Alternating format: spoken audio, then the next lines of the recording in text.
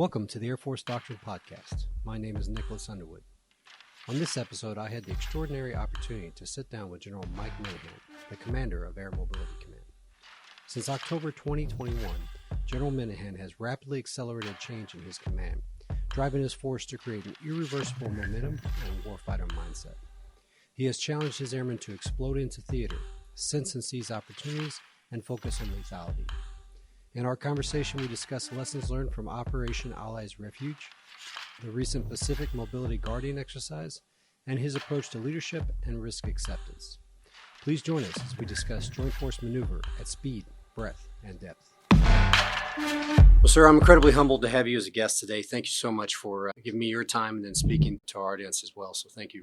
Great. Hey, we're happy to host you here in the cornfields of Illinois, home of Air Mobility Command, certainly, and then Transcom right across the street. This is Mobility and Transportation Headquarters, so we're proud to have you. All right. Thank you, sir. So let's just start by discussing some of the challenges you foresaw in the operations laid out, foresaw in the future environment, and Right. some of the challenges in the command with your Mobility Manifesto, the charge you gave airmen going forward. You know, I was hired for this job for my experience in the Pacific. So about 10 years in the Pacific, General Brown gave me an order and a challenge coming into this job. He said, hey, go faster. Not a comment on any of my predecessors, simply a comment on the changing in the environment and also his accelerate, change, or lose, essentially his manifesto, right? So I know how to go fast. I certainly have a lot of experience in the Pacific. That doesn't make me an expert by any means, but I knew very early in my tenure that I wanted to use the lessons we learned in OAR and the evacuation of Kabul and move forward pretty aggressively. So we started very simply. We put a map on the table of the Pacific, and we started talking in very basic terms about what we were going to do if this were going to go down tomorrow. Not 5 years from now, not 10 years from now, but how do we really get after the urgency of the now and the go faster piece? So we had some work to do to be able to describe what we were going to do. I established a little team. I don't know if I'm famous or not. At least I do these cheesy bumper stickers. We established a thing we called Fight Club, which was a weapons officer centric, A3, A5 centric, to really lay down the plan of what we're going to do. It was a big challenge to the headquarters. Like I said, we started out with the map on the table. It eventually grew to a map on the stage, a giant map on the stage with dozens of weapons officers and weapons instructors and others. And then it grew to a map on the hangar floor. So what I'm describing in a few seconds here actually took over a year to get done, to the point where we could really answer, what are we going to do? So out of Fight Club then came the manifesto. So released the manifesto at AFA 2 falls ago. And this was about really gripping the entire mobility community on the effort and not just the headquarters. 4 basic premises of the Mobility Manifesto. 1, airmen are the magic. 2, lethality matters most. 3, we are the joint force maneuver. And 4, we've got to invest our American tenacity now and win, not to win, and win. With that as the premise, we look to build on the conversation and make it a part of who we are all the way down to the newest levels of airmen in our echelons. That was the charge from General Brown. That's essentially the structure that we established to get after it. I think you'll ask me some future questions about, once that's established, how do we get about rehearsing it? So that's where Mobility Guardian comes into the conversation. And then certainly a segue into beyond the manifesto, what I'm looking for in the future. Let's talk about Mobility Guardian. You laid out 3 challenges there. It said explode into theater, sense and seize opportunities to make adversaries consider, focus on lethality. There you go. And so those 3, hopefully we can kind of talk a little bit about those. Right. Well, the majority of our force is, to use a Hawaii term here, in the mainland, in the continental United States, certainly. And this is a direct tie back to what we learned in OAR. So when I say we are the joint force maneuver, everybody is counting on us to not only get them to the fight, but then to put them in a position of advantage, which is what maneuver is, right? We put people and units and capabilities in a position of advantage so they can have a lethal effect. So this OAR, as successful as it was from the mobility aspect, it was harder than it needed to be. We put crews in places that they shouldn't have been in to work what airmen do, right? They work miracles and they fill the gap between what they should have and what they do have. So it was incredibly important that we looked hard at those lessons and that we as a headquarters made sure that in future evolutions that we're not putting airmen in positions where it's their courage that makes a difference, and that there's always a point for courage, but we've got to make sure that we're doing everything we can to make them successful. So we took the lessons learned from OAR. We know we have to explode into theater. We know the joint force needs to get there. We wanted to make a statement on America's readiness and America's will. So we absolutely wanted to demonstrate that we could get there in a hurry. And then we didn't want to take any shortcuts. We didn't want to white card anything. We didn't want to make the exercise easy. You and I have both been on exercises where you deploy a week in advance, all your cargo's there when you arrive, or you get a couple of days to adjust to the time zone. And we did not take those shortcuts. So we didn't create a space and time where it was easy for us during Mobility Guardian, presidential move to Europe for the NATO summit, vice presidential moves. There were some storm responses and stuff. So all the normal things were happening. The support to Ukraine, all the normal stuff was happening. So we did not fence it off in the normal way possible. We tested our crew's ability to not only deploy, but to transition from deploy to employ without any time in between. Hack the mission with minimal cargo or with no cargo or equipment that they were expecting to support themselves. So all those things we put on the shoulders of our amazing airmen that fly, fix, and support. And we expected them to work hard and figure it out on their own. And it won't surprise you, they did great. But it also won't surprise you that we learned a lot of hard lessons there. So the bottom line on that one is take OAR, celebrate it for what it was, but also do a hard mirror check and say, how can we as an institution do better to put our airmen in a more advantageous place? And then design an exercise that gets after those things and test our resolve, test our willingness to be tough on ourselves, test our willingness to actually do a lesson learned instead of a lesson observed. And then you'll see, and I'm certain we'll talk about as we move forward here, we learned some hard lessons on Mobility Guardian too. And then what do you do with those? And just the cycle repeats and you just keep getting better. Sir, before we get into Mobility Guardian, there's a mindset shift that comes very clearly out in the Mobility Manifesto and a lot of what you're saying right now, that Right. very aggressive, lean forward mentality. And beyond the manifesto, you talk a little bit about OAR. There was a planning assumption that AMC was going to make this work. It's going to happen almost as if just magically happened. It had been relegated to a lot of business type of speak. There's a hard push to move, and you've even used the word maneuver. Hey, we are a maneuver force. We are not supply. We're not logistics. So I want to hopefully kind of really pull that out just a bit before we go into there, because there is a significant shift. It is not just let's test our ability to supply. Let's push our airmen to be at the tip. You got it. So to start at the beginning, and why I used airmen are the magic in the first manifesto is because they are. Even on the fourth bullet in the manifesto, we talk about American tenacity. So I've got no concerns when it comes to our airmen's ability to get after the mission and to make the mission happen, make the mission successful. That spans from my earliest times in the command all the way to today. But I want to be as aggressive as a staff, making sure that we are setting the conditions for everything you described, not only putting them in advantageous positions, but also making sure that we are celebrating the warfighter culture and that we understand that our role is much more than just the bus ride, the cargo, the gas station in the sky. Everybody's success depends on us. We are the most relied upon force in the history of warfare. Now, you're smart. You're smarter than me. And you come from what I think is the epicenter of Air Force intellect at Maxwell Air Force Base. But I am begging for someone to challenge me on that statement. I don't make that statement from a position of arrogance nor a position seeking sympathy. I say that because my force needs to know, and the forces we are supporting need to know, that their success, our success, depends on Air Mobility Command being able to put everybody into positions of advantage. So that's maneuver. Of course, there's a logistics side of my life. There's all the things that come in the traditional way of looking at mobility.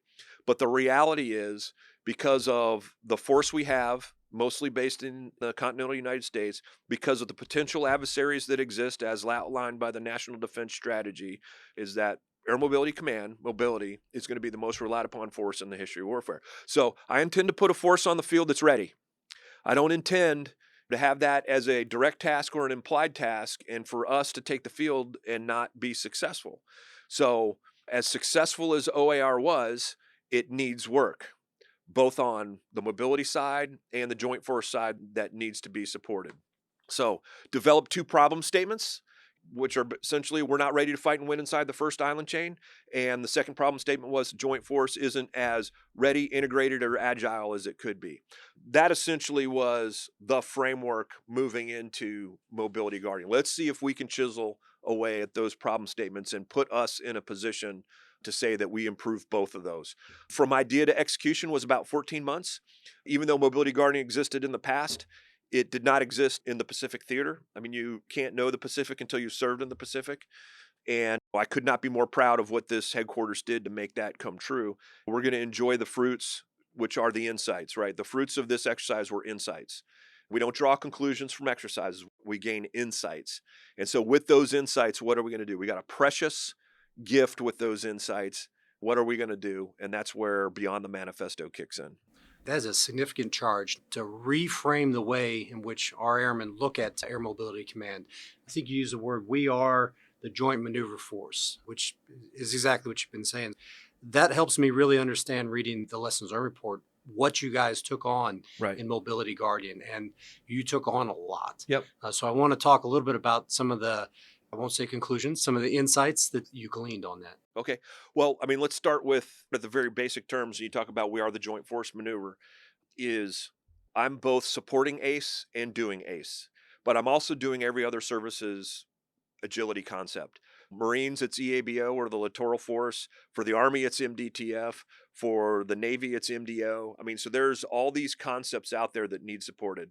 As independent as each service thinks they are, the realities of my 34-year career have an experience that says nobody's as agile and maneuverable as they think they are. So these are big, huge moves. And that's beyond just the getting them into theater. What do you do when you get there? So this maneuver is a big deal.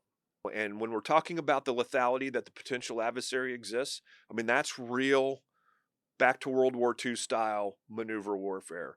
Enormous amounts of risk, enormous amounts of opportunity, and enormous strategic decisions when you talk about the amount of forces that you put into play to be successful. So this maneuver piece is pretty big.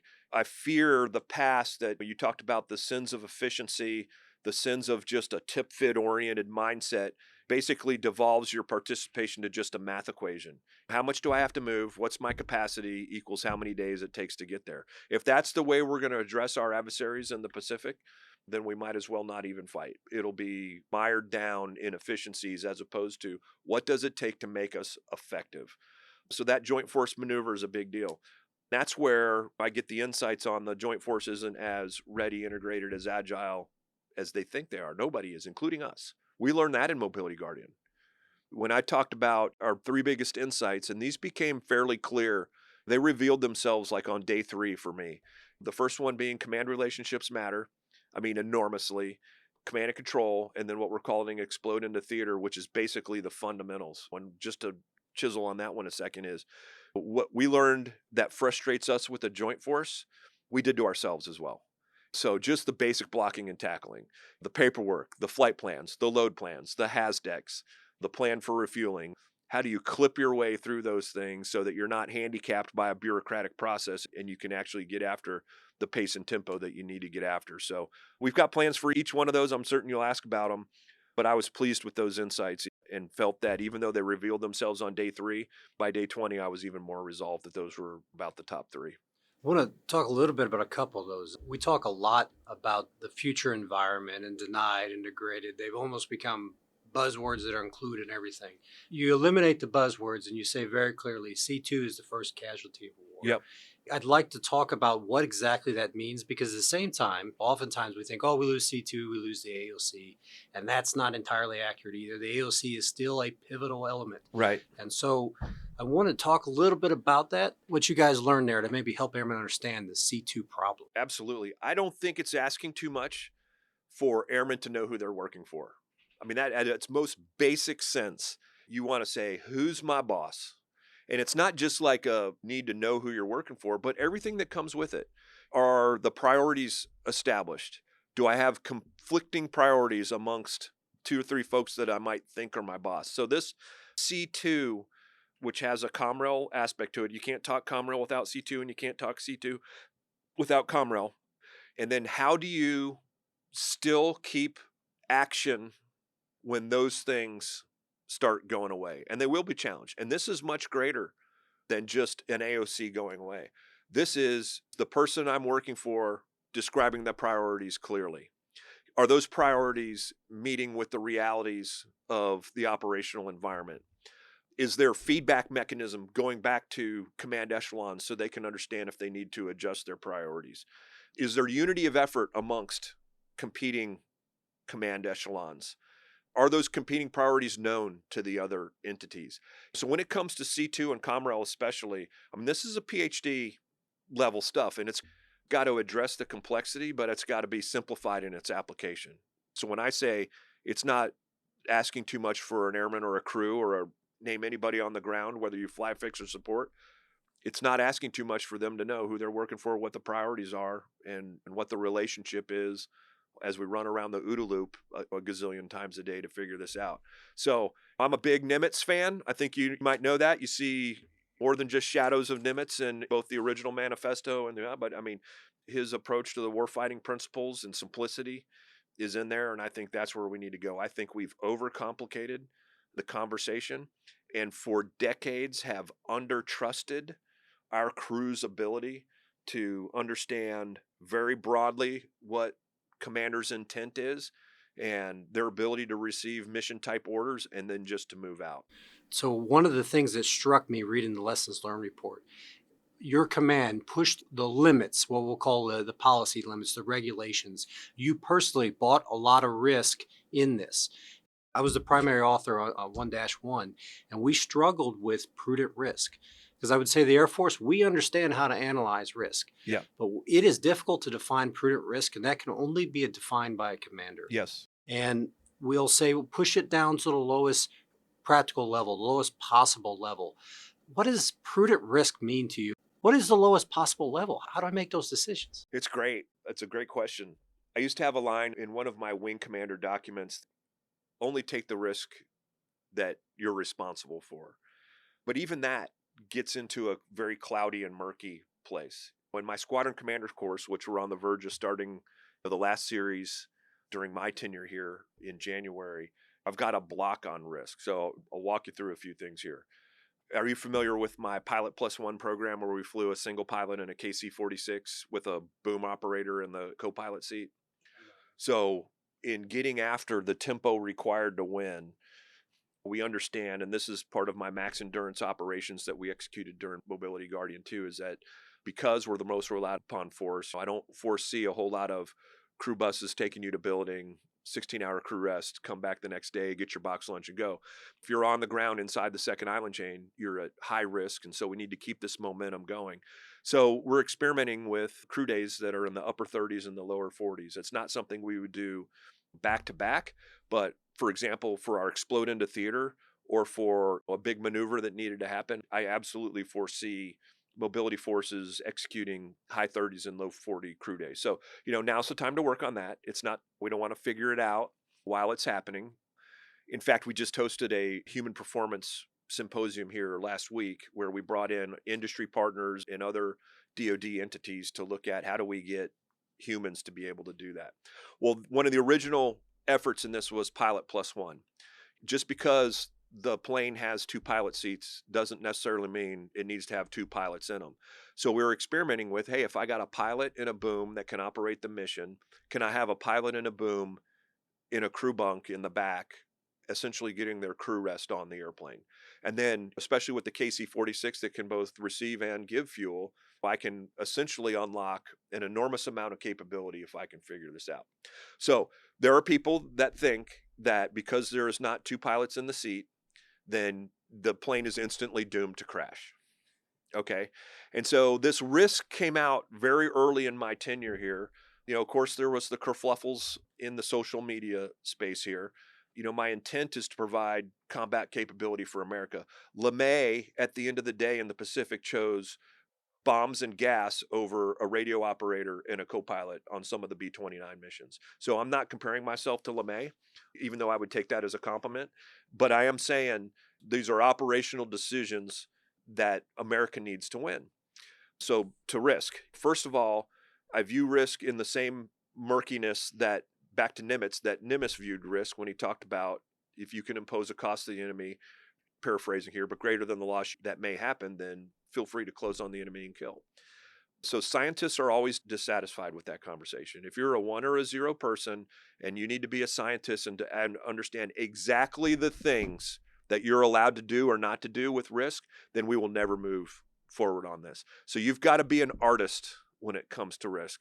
So the 3 categories that we got after on this Pilot Plus One is 1, understanding the risk, 2, mitigating the risk, and 3, owning the risk. In the understanding the risk category, it's not fair to take risk and not know the 2nd and 3rd and 4th order effects. So when I was a co-pilot in my first squadron, I had an aircraft commander that used to say, you got to know the rules to break the rules. That was a very crude way of saying, know the risk, understand the risk. What are the AFIs that apply? What are the FAA guidance that apply? What are the airspace things that apply? What is the most likely outcome? What is the most dangerous outcome? Point here, if you base your arguments not to do something always on the most dangerous outcome, you will never get off the X when it comes to risk. We do a disservice intellectually to the argument when every counter is about the worst case scenario. You'll crash. You'll die. We've never done that before. If we do it for this one, we'll have to do it for everybody. Those are the catcalls of I'm comfortable with the status quo. And we very rarely analyze the risk of the status quo. So the risk of the status quo when it comes to this is if we can't keep the tempo up in the Pacific, we will lose. This is a tempo thing. All right, so lay down all of your understanding of risk, that risk. And then in the mitigate it, it's fairly intuitive here. What can you do to mitigate? Can I fly the crews in a simulator and do the pilot in the left seat and a boom operator in the right seat and go through all the emergency procedures? Yes. Can I have a standing IP that can jump in the right seat in case there's something extremely catastrophic that warrants a swap of crews? Can I execute the mission in a crawl, walk, run fashion? Let's do around the pattern, just a basic IFR pattern first.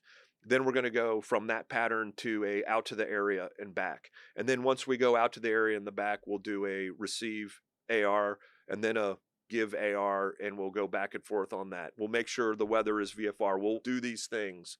We'll have these waivers. We'll make sure we've notified these people. We'll use airspace where they don't have to worry about other traffic. I mean, all those things are under the mitigating of the risk. And then owning the risk is the most important part. We all know people that own risk, I would say, in a way that has no dignity. If PMAC were to walk up to me today and say, hey, I was up all night with a sick kid, I'm going to work all day, and then I'm going to get on the road and drive 14 hours to see my mom and dad for Christmas. Bye. That's not owning the risk. That's giving the risk to me. And one, he would never do that, but that would be an example of I'm just giving you my risk. That's on you if it goes bad. And so you got to own the risk that doesn't do that. You got to own the risk in a way that allows your supervisors and upper echelons to understand what's going on, but also for them to know that the risk is on you. We did that with this event. I wasn't asking permission from the upper echelon, but I certainly knew that there was enough risk that it needed to be, they didn't need to find out about it in arrears. So, boss, here's what I'm doing. Here's how I understand it. Here's the mitigation I took. Here's the ownership I have going forward. I'll call you when this mission is flown as fragged, which is exactly the way it went. I mean, this might not surprise you, but it turns out our enlisted are amazing. I mean, I'm being goofy here. They are amazing. They can raise the gear and run a checklist and talk on the radios, okay, to Q1 standards. And so we demonstrated we could do it. We could do it safely. I don't see this as a routine thing. I don't foresee this as a tool that I use every day. I certainly haven't done it in the national airspace, but this is a tool that we could use in the Pacific now that gets after that tempo. So through that meandering discussion of risk, what I want to show is the understand, the mitigate, the own part. And then you got to do that in a 1,000 times a day if you're a maneuvering airman in the Pacific. Teach the culture that in order to take the risk, I've got to understand it, I've got to mitigate it, and then I've got to own it. I used to say, and I still stand by this, only take the risk you have to. Just because you can doesn't mean you should. And so only take the risk you have to. I think our airmen are more than capable of this. They certainly demonstrated it in OAR. When you look at all that happened during that evacuation, it's the whole crowd, the fly fix support crowd that can do that. I established spins that we operated under that are the spins that we would use if a crisis were to go down in the Pacific. They were very aggressive. Some crews used them to the full extent. Some crews admired them a bit. And that's what I want to get after. I want to establish the trust that the command echelon up here has their back if it doesn't go right, and that they can use the full measure of the authorities that I'm giving them. I do want to move on, but I think this risk discussion is one of the most important going on in the Air Force right now. And there's something that happened here that I think is really interesting to pull apart. As I've gone around briefing the Mission Command Doctrine, there's a lot of leadership at the lower levels that goes, okay, I know what risk I'm going to take if we go to war. I understand that. And I understand how I'm going to mitigate that. I've thought about it, but very little testing happening prior to going to war. What you outlined in Beyond the Manifesto, and I am jumping ahead here, but you talk a lot about how the airmen need to know how these additional long days is going to affect them. And what you've done here is allow airmen to test themselves and get to know themselves. You talked about the human performance, and I thought that was a really interesting point. I don't mean to oversummarize you, but I wanted to pull that out. Yeah. I mean, the part of this is really trying to define what the fight's going to look like. Can you add more to the equation than they're going to be able to strike us at long ranges, hold custody on us, both in the air and on the ground, second island chain in, or whatever it is? I believe in my heart that there's more permissive than non-permissive in that theater, even though the threat rings are very, very large. So then describe to a crew what it's going to look like. If you're a tanker crew, you are going to fly extremely long days. You're going to minimize all your ground times. I'm going to authorize that you land on taxiways and runways that perhaps have battle damage on them. If you're an airlift crew, I'm going to authorize non-traditional loading and certification of cargo. I'm going to authorize all day long extended crew days at aircraft commander discretion, what it takes to win. And then what does it look like for squadron commanders? That you can task, double task, have crew rest waiver authority, all that stuff. What's it look like for wings? You have the ability to move forces around at your leisure without a whole bunch of bureaucracy on top trying to second guess you. So this accurate description of the type of decisions that the command echelons and the crews will be making, you need to be precise on that. When they need to be addressed in your spins. So the only way we get to the effortless use of those in crisis and conflict is if we actually rehearse them and do them in competition and low crisis. We got to build that trust. We talked about it on the last question, but you've got to build the trust that gets after that prudent risk taking. We learned some hard lessons in Mobility Guardian. Threw a line on my February order, which I'm certain you're tracking. So I'm not interested in hurting anybody permanently, killing anybody, Class A. But those are things that are a part of our business, and I don't want them to happen, but I don't want to lose more. I don't want to lose to a potential adversary more. So we have got to have this environment, and this is something that we've got to take back, okay? The Air Force used to be famous for risk-taking, and we've certainly become less risk-taking. And it involves in-depth discussions when it comes with it. I mean, if you look in our culture, all of the things that we've done as an Air Force that have walked back our ability to take risks, we wouldn't even let people wear open-toed shoes into a DFAC in a deployed environment where you are servicing the enemy on a daily basis. Let's be clear. Okay, there's a part of this where I talk about learned helplessness. This is not the crew's fault. This is not the people that fly fix support's fault. This is an application of commanders' inability to tolerate risk and failure that has resulted in a regression of what the Air Force foundationally stood for when it mutinied in 1947. So as it's atrophied, we need to put that same amount of concentration on bringing it back. This all boils down to trust. Trust from the operators, and when I mean operator, I mean fly fix support. Trust upward that the command echelons, one, will uphold the standards, certainly. Two, have a disciplined approach to the way we operate, but that they know that the command echelon has their back. And then trust down to the operators that because of the environment we're setting, that they are going to get after the mission when it comes to the mission type orders and what they need to do. If I had to put a theme on everything we've talked about and what I've seen in Beyond the Manifesto, is leadership matters. Yep. The leadership we have now, aggressive, lean forward, that's the direction we want to go. Right. You come out and you say leadership is the most important fundamental of joint air mobility. And I certainly am getting that feel in this conversation. I get that out of the Beyond the Manifesto. I get that with we are the joint mobility force. And there's a fantastic quote, and I'm sorry I'm stealing it from you here, but I have to say it. Amateurs study tactics, pros study logistics. We've all heard this. Yeah. But what we haven't heard is victors study maneuver. Yes. And you really are driving the force on that. So I want to talk about the future of AMC, what Right. we've learned, this new paradigm that you want AMC Airmen, which they are already shifting to. I want to get into that and hear where are we heading, where are we going? Yep. The executive summary of the Beyond the Manifesto essentially gets to this. I want irreversible momentum on the trajectory that AMC's on. So how do I, in the remaining 8 months of my command, establish a foundation for the next leader to build on that's solid and ready for more? That is huge for me. Certainly airmen, as the second bullet, are still the magic. And there's this be ready. This is not a 5 years thing. This is not a 10 years thing. This is a be ready. And even when it comes to the current operations that happen in the Middle East with respect to Israel and Gaza, I could not be more pleased with Air Mobility Command's ability to really explode again to another op. We've got to shape the environment as mobility airmen. This gets to the mobility truths that are in the Beyond the Manifesto. We have proven time and time again that we can react to the environment and be extremely successful. OAR is an example of that. Ukraine's an example of that. Any earthquake, any typhoon, any humanitarian, we are wonderful at reacting. But in this big adversary challenge, how do we shape the operational environment? I saw that extremely well done over the last 80 days or so when it comes to what this team did for the current Middle East crisis going on right now. Could we explode into theater with our lift? Could we explode into theater with our tank? Could we explode into theater with our air medical evacuation?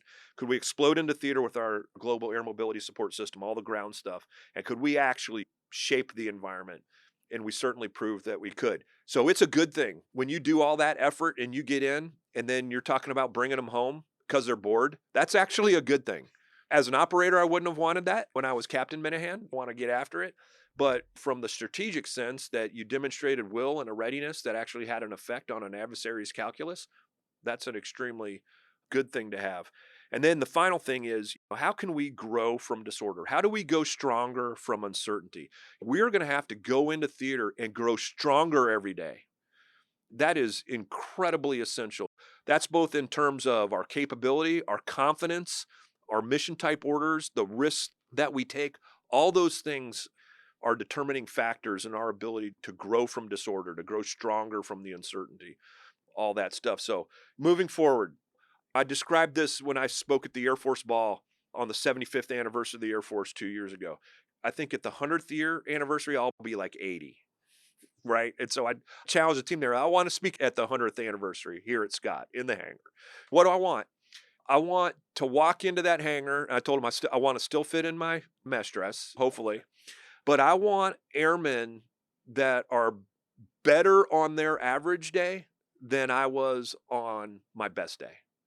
I want a force like that is just completely organized, trained, equipped, completely in tune, motivated, with the full capacity to be better on their average day than I was on my best day. And then I want a fleet that doesn't look anything at all like what we operate today. I'm just going back to, I think we got a little bit complacent with what we demand, especially out of the mobility. This is the original genesis of the manifesto, is we've got complacent when it comes to the kit that mobility flies. So we are still flying the second generation of tanker that this country ever built. Okay, the second tanker this country ever built is still the backbone of my tanker force and will be for the next 20 years. Okay, I'm not knocking the airplane. It's an amazing airplane. The only thing more amazing than the airplane are the crews that fly, fix, and support them. Okay, but we're not operating the second fighter this country ever built. We're not operating the second frigate that this country ever built. We're not operating the second tank that this country ever built.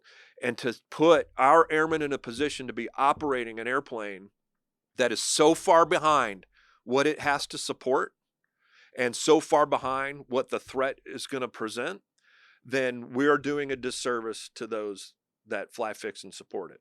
So I want a fleet out there that actually honors the dedication of the people that fly, fix, and support by giving them the technology that they need to win. So in gas, next generation air refueling systems, in GAL, next generation airlift. I view those as systems, not just one airplane. So whatever follows the C-17, whatever follows the KC-46, I think we'll have subset of airplanes within those that there's some that probably look a lot like what we have today, but there's others, especially you get closer into the WES and closer to the threat, that are more, I don't want to say they're stealth, but they're more stealth-like. I don't want to say they're VTOL, but they're more VTOL-like, that can handle the full spectrum. We tend to treat things now like they got to handle every spectrum, as opposed to, hey, look, I need a niche that can escort the 5th and 6th gen inside the high WES. I need a niche that can easily handle the strategic, most of the operational, and a little bit of the tactical. And then I need some that just need to be the big bus drivers and the big tanker in the sky in a completely permissive environment. There's a lot of real estate on mobility aircraft, both tanker and lift, that is underutilized. So every hard point, every hatch, every window needs to have good power and good pipes. We need to have open architecture when it comes to the things we put on these airplanes. So I can bring my own EW, I can bring spoof, I can bring decoy, I can bring P&T, I can bring something that comes off my airplane and goes and surveys the airfield I'm about to go land on because I don't know the status of the runway, or carry a life raft to a downed airman, or a radio to a maneuvering ground element that needs a radio. So we got to get back to the effects-based thinking that LeMay and Mitchell were famous for, and get off of this platform. Cargo aircraft can only do cargo. Tanking aircraft can only do gas. We got to get back into multiple effects. So you'll see that I talk about game changers a lot. Max endurance operations, certainly one of them. Maneuver battle management is up there, but these palletized effects are big, and it's not palletized effects only kinetic. It's palletized effects when it comes to the full spectrum of capabilities. So when I'm 80, I want there be the collective last 25 years, and I want to see that in the airmen, and I want to see that in the kit that's on the flight line. I'll say one more thing. My grandfather is an Army Air Corps plank holder, 1943 all the way up to the 70s. I mean, that dude, but if he showed up, first of all, he would recognize the KC-135. Okay, he would recognize it. And not anything that we're buying now would he be surprised by. That's where the pilot sits. That's the stick. That's the throttle. There's the ADI. I mean, he would go through it. That looks like a radio to me. I mean, he might not be able to operate it, but he would not be flummoxed by anything that he's seeing. So let's be aspirational in our demand on our kit and really push the boundaries again on what it means to be. I don't want to be the best Air Force. I want to be the most lethal force on the planet.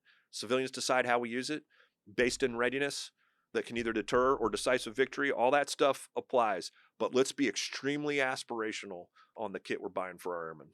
Sir, I think a lot of that comes from not just building. One of the things we talk about in the 5 C's of Mission Command when we brief is the idea of capability. And one of it is not solving the problems that I'm trained for. Yep. Solving the problems that I have. I think you've taken that to a platform level. Let's think about what we ask for and what we do in terms of the problems we have and how we can move those. Yeah. In the U-28, I often brief my crews that I understand that the crew in this aircraft exceeds the capability of the aircraft. And that pisses me off. Yeah. Because I know that the aircraft can be more, Yeah. but I still need you to be more. No, I love it. Especially you say that and I go back to OAR, right? You just go, this gets back to the tenacity, and the gap between what you have and what you need is filled by tenacity and courage. So there's always a place for tenacity and courage. Let's take it to a whole new level, because they're not filling in the basic gap. That they're filling in the gap that goes from incredible to amazing. You know what I mean? OAR is a great example. They're not trained to analyze thousands of Afghanis coming across the flight line, but they made it happen. They're not trained to bring 600, 500 and above evacuees in the back of the airplane, but they made it happen. They're not trained to deliver babies in the back of airplanes, but they made it happen. There's a lot to celebrate there. But the celebrate needs to be met with an aggressive, aspirational drive. Just decide to do this, to marry or to meet that investment that they gave us with a headquarters and an organized, train, equip that takes it to a new level. I want to talk a little bit, just because OAR, we use as a case study for Mission Command in terms of the term you use is leadership in the absence of leadership. And Right. I think OAR and the work there in Kabul and by your crews absolutely showcases that. What I'd like to talk about off of that is this idea of learned helplessness. You talked a little bit about that, and I'll read you right out of the glossary here. It says, a state of being in which an individual believes they have no control of their situation, that any effort to change is futile, like an agency over outcomes, positive or negative, in a person's immediate control. And this next part really caught me. It's manifested in units and larger organizations with terms such as support, enabler, or non-operational. And a majority of our force is not flying a fighter, or they're not special operations, but they are the key pieces of our force. You got it. And I often run into airmen that I think have exhibited some of that learned helplessness that we talked about. And how do leaders, and I don't mean just commanders, I mean leaders across the force, how do we lead past this and set that paradigm, set that irreversible momentum? Right. First of all, it's not their fault. That's the real first of all. Learned helplessness is not the person that feels helpless's fault. That's a reflection of senior leadership. Okay. That's a reflection of not understanding risk taking. That's a reflection of not truly meaning mission command, or truly meaning I've got your back if it doesn't go right. Okay. I'm not trying to walk around accountability, the appropriate measures of accountability, the appropriate measures when it comes to disciplined operations. Those are all in stone for a reason, right? First, to address the enablers portion here. That's part of the problem here, and thus the original manifesto. I don't know if you view the manifesto as provocative, but you should have seen the first draft. Okay? That was definitely provocative. Okay? Not that I walked away from being provocative, but I wanted to make it about the journey and not just about the initial splash into the pool, right? But this is about those four guiding things. What I'm focusing on, the lethality piece, is I'm tying everything we do to lethality. Okay? The Air Force is intentional. Okay? At the end of the day, this is about lethality. It doesn't mean that I'm pulling a trigger. It doesn't mean that I'm executing a kill chain, although it could in the future. Okay? This means that everybody else's success is dependent on our ability to make them successful. So tying every airman fly fix support to lethality and to their role in lethality is extremely important. If you go back and look at my February order, I'm trying to do that. Okay? I'm trying to put tension on the amount of gain that we need in a very short time. I'm trying to put everybody on notice, all the way down to the newest airman, that this is about you individually. This is not about you in terms of the 110,000 people in Air Mobility Command. This is about you. There's an adversary out there thinking about you in terms of how am I going to kill you and stop you from doing your mission. Okay, so leadership needs to tie every individual to lethality and to their role in making it happen. And then to finally bust that thing is you got to completely empower them. So it's not their fault that they think that they need to call the AOC for every movement and approval. I mean, that's something we did. Learned helplessness, not because they learned it on their own, it's because that's what we taught them to do. So let's teach them something different. Let's start with, I trust you. You're an amazing aircraft commander. You're an amazing shift supervisor. You're an amazing guard mount chief. You name it. Let's teaching them that I trust them. Okay? And then give them that trust. And give it to them in terms of what they can do now, how they can take risks, how they'll be supported, how to have a structure that can get after the risk, and just start doing it. We had an amazing amount of things go right in Mobility Guardian. And we had some things that need significant improvement right off the bat. We had teams that rolled into theater and did exactly what we wanted. There was a crew rested in the back. The jet got more fuel. The lav serviced. And then that crew launched the jet in 2 or 3 hours and got after the employee. We also had crews show up and look around for the crew bus and call the AOC and not take aggressive action and therefore didn't make the VOL the next day. I'm not knocking them, but those are the things that we're getting after in some of the AAR parts. So really describing to them how they fit and really building that trust so that they know that the risks they can take are big things. I'll tell one story here. I went to Airmen Leadership School here at Scott 2 years ago, a year and a half ago. I mean, it's been a bit, but it was, hey, we had a discussion on accelerate, change, or lose. We had a discussion on risk. And I said to the class of 50, describe how you're accelerating, changing, or describe how you're taking risk. And a bunch of hands went up and it would be like, be more aggressive. Okay, that's good. But give me an example. Nothing. And that went around 5 or 6 times where there's no real answer to show me what you accelerated or changed or give me an example of risk. These are all staff sergeant, about to be staff sergeants, all that. And they had nothing. That's not their fault. That's a master sergeant, senior, chief, captain, colonel. That's their issues. So I said, I'll come back tomorrow. And the homework now is show me something in your unit that you can accelerate, change, or take risk on. And the next day was amazing. Now, I'm not looking to have an aircraft mechanic work on me in the dental clinic. Okay? I'm not looking for that. I'm not looking to blow off compliance and checklists and stuff like that. But how can you get after those things that establish that trust to that level? Because this is the level that matters most, right? The young staffs out there, and start building on that. And their ideas are wonderful, like actionable. And there was everything in there from dental tech. There was some JTACs in there. I mean, there was the full spectrum of airmen in there, and each of them had wonderful things. So that's on us. That's the learned helplessness. I'm reading all these documents. I see these articles on it, but how does it relate to me? Now, I lied. One more thing. My February order, in the aftermath of that, and the questions I was receiving, I said, and I was in a big group, I'd say, who in here as a supervisor sat down with their airmen with the printed order and went over it line by line and had a discussion on how does this relate to us? How does this relate to our mission? How does this relate to, the boss says, take risks. What are some risks we can take? That's like where you want to go, right? I mean, that's the discussion you have. So that's how you get after tying that lethality and that maneuver to the airmen. This has got to be, at the end of the day, the old dude 4-star with gray hair about to retire is not going to be who connects with the youngest airman. I can start the conversation, but I'm required engaged, passionate, understanding leadership at every level to sit down at every echelon and walk through what risk-taking means, what lethality means, what maneuver means as it relates to their mission set. Sir, thank you. This has been incredible. I want to look at when you published that order, you shook things up.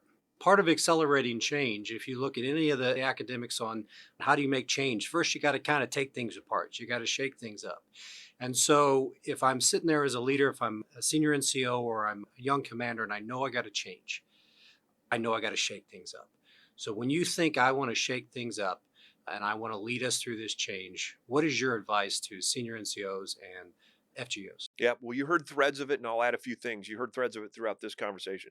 First is that risk part, understanding, mitigating, and owning. Sit down with your peer group, your trusted agents, and figure out what that means for you. When it comes to the lethality and the maneuver, I think we hit that hard in the last. You've got to intimately tie everybody to the mission. Your value to the mission has zero to do with your proximity to the cockpit. Okay? So whether you fly, fix, or support, or whether you're in, name any supporting agency, your value to the mission has nothing to do with your proximity to the cockpit. Yet, this is the United States Air Force, okay? This is about cockpits. This is about putting lethal effects on the adversaries of our nation. So it's important that we understand we can say those things and not slight anybody. Just because you don't wear a flight suit or just because you don't strap on an airplane for a living doesn't mean that you're less important than anybody else that does that. So, I mean, this is critical things. Some days it's hard to see your connectivity to the cockpit and the lethality that it gives. I realize that. So, but this is why we have incredibly talented senior NCOs and officer corps, right? You have to do the math on that. You can't just walk away from those conversations. Okay, so this is what it means. When I say, when you listen to the NCO creed, the senior NCO creed, the chief creed, you listen to what the oaths really say. The most important line of my oath is, well and faithfully discharge the duties of the office upon which I'm about to enter. Okay, it's both an accumulation of all the lines above it, and it's the one closest to God. So help me God. So I have an obligation there that penetrates through the challenges, that has to penetrate through whatever the sensitivities are there that may not agree. So this resolve, when it comes to our mission, is incredibly important, okay? It doesn't always mean you'll be popular. It doesn't always mean the leadership will be pleased with you. It doesn't always mean that the social media won't be kicking the crap out of you, okay? When I talk about these things in terms of 3 W's, which is really 3 W's to make 4, okay? Can you will things into existence? Just decide to make it so and do it. Will things into existence. Can you wither the internal resistance? Most of the resistance when it comes to change and accelerate and risk is internal. It's your own team, okay? Can you weather the personal and professional attacks, especially in today's environment?